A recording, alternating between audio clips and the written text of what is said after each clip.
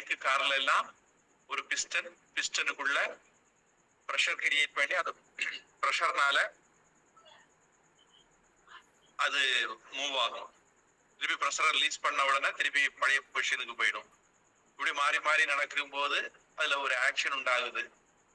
அந்த ஆக்ஷனை, அதாவது ஒரு நேர்கோட்டு ஆக்ஷன் சொல்லலாம், அத ஒரு சக்கரத்துல, அதுக்குன்னு டிசைன் பண்ணப்பட்ட சக்கரத்துல கொடுத்தா அது அந்த சக்கரத்தை அப்படி மேலும் கீழும் நகர்த்த ஆரம்பிச்சிடும். சக்கரம் சுழல ஆரம்பிச்சிடும். அப்புறம் அந்த சுழற்சிய நாம வேற சக்கரங்கள் மூலமாகவோ அல்லது பெல்ட் மூலமாகவோ கார் வண்டியினுடைய சக்கரத்துக்கு டிரான்ஸ்பர் பண்ணிடுறது. அப்ப அது ஒரு மூவ்மெண்ட் கிடைக்க ஆரம்பிச்சிருது.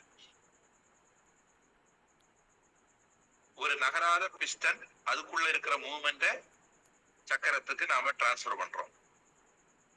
இனி இப்படி நகரக்கூடிய இதுல இருந்து அந்த இதுல இருந்து பழையபடி பிஸ்டன் மாதிரி அல்லது ரோலிங் மாதிரி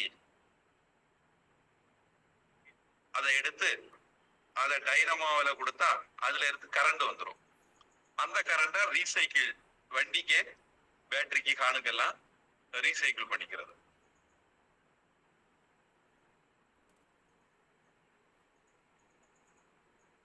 அதாவது அவங்களுடைய